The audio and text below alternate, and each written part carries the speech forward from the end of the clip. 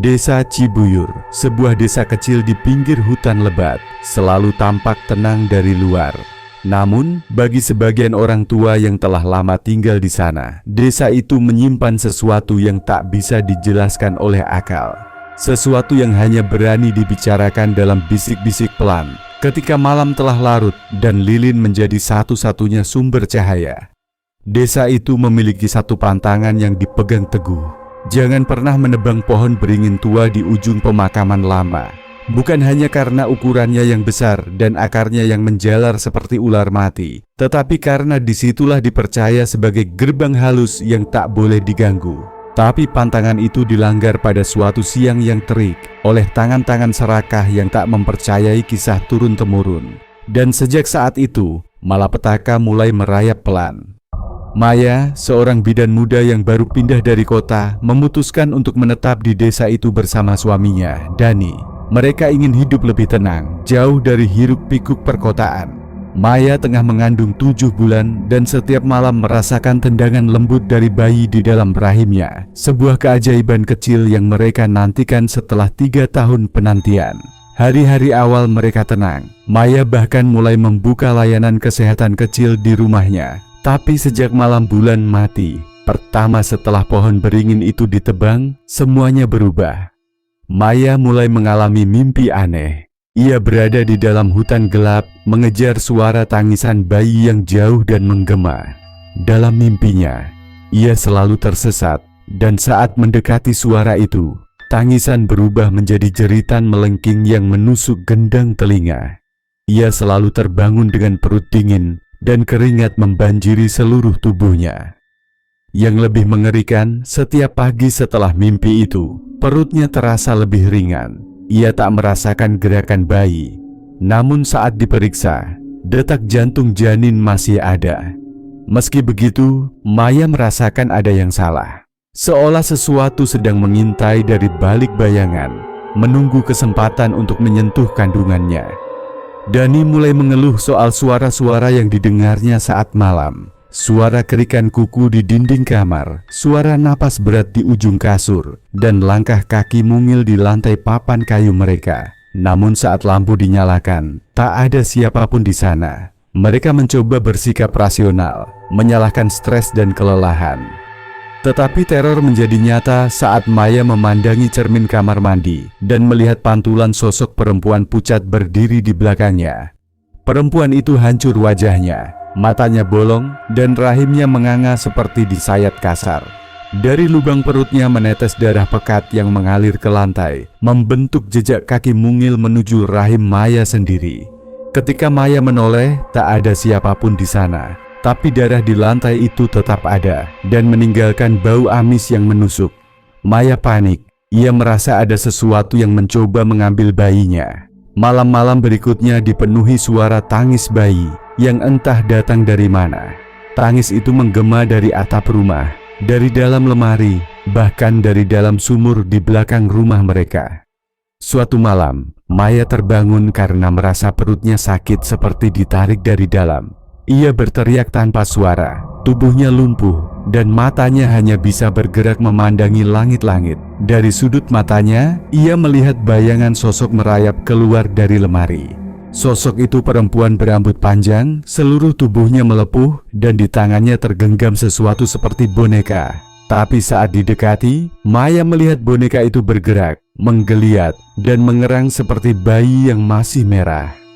Sosok itu merayap ke arah Maya dan menyentuhkan telapak tangannya yang dingin ke perut Maya. Dalam sekejap, sakit luar biasa mengoyak rahimnya, seolah isi perutnya sedang ditarik keluar. Maya pingsan dalam tangis dan ketakutan. Pagi harinya, Maya terbangun di lantai kamar dengan tubuh penuh darah. Dani membawanya ke puskesmas terdekat, dan dokter mengatakan bahwa jantung bayi masih berdetak. Tapi perut Maya tampak menyusut. USG menunjukkan kejanggalan. Posisi bayi berubah drastis, seolah ada tangan tak terlihat yang menariknya turun, menuju rahim yang membeku. Denyut jantung melemah. 2 malam kemudian, Maya melahirkan secara prematur. Namun, tak ada tangisan bayi yang terdengar. Bayi itu lahir dengan tali pusar yang melilit leher, tubuh membiru, dan wajahnya seperti menjerit dalam diam.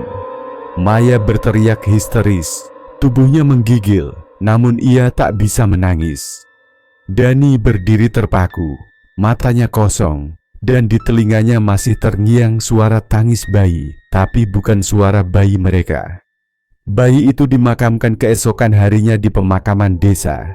Namun bahkan setelah pemakaman, tangisan itu tetap terdengar. Lebih kencang, lebih marah, dan lebih memilukan. Maya mulai tak bisa tidur. Setiap malam ia bermimpi mendengar suara bayi memanggil-manggilnya dari balik tanah, minta disusui, minta diangkat. Lama-lama Maya merasa ia sedang menyusui dalam tidur. Namun setiap kali bangun, payudaranya penuh darah. Dani pernah menemukan Maya berdiri di luar rumah tengah malam. Tangannya kosong seolah menggendong sesuatu yang tak terlihat, menyanyikan lagu Nina Bobo dengan suara parau. Hingga suatu malam, Dani mendengar Maya mengerang di kamar mandi. Ia mendobrak pintu dan mendapati Maya berendam di bak mandi penuh darah. Di pangkuannya tergeletak sesuatu yang seperti bayi, namun tubuhnya membusuk, dengan mata terbuka lebar dan mulut ternganga, seolah menangis dalam diam. Dani histeris, dan saat berusaha meraih Maya, sosok perempuan menyeramkan itu muncul dari cermin. Kali ini jelas. Sosok perempuan yang sama dengan yang dilihat Maya di awal. Matanya bolong, rahimnya sobek, dan dari mulutnya merangkak keluar sesuatu yang menggeliat dan menangis. Sosok itu menunjuk ke arah Maya, dan Dani terpental ke dinding oleh kekuatan tak kasat mata. Maya dibawa ke rumah sakit jiwa setelah kejadian itu. Ia tak lagi bisa berbicara, hanya bisa menggumam dan mengusap perutnya yang kosong. Kadang ia tertawa kecil sambil berbisik kepada udara kosong, seolah sedang menina-bobokan seseorang. Dani kembali ke rumah mereka beberapa bulan kemudian. Ia berniat menjualnya, tapi malam pertama ia bermalam di sana. Suara tangisan bayi kembali terdengar. Kali ini lebih dekat, lebih nyata. Saat Dani membuka lemari, ia melihat gumpalan daging merah tergeletak di sana, menggeliat dan menangis. Tiba-tiba pintu tertutup sendiri dan lampu padam. Dani menghilang malam itu.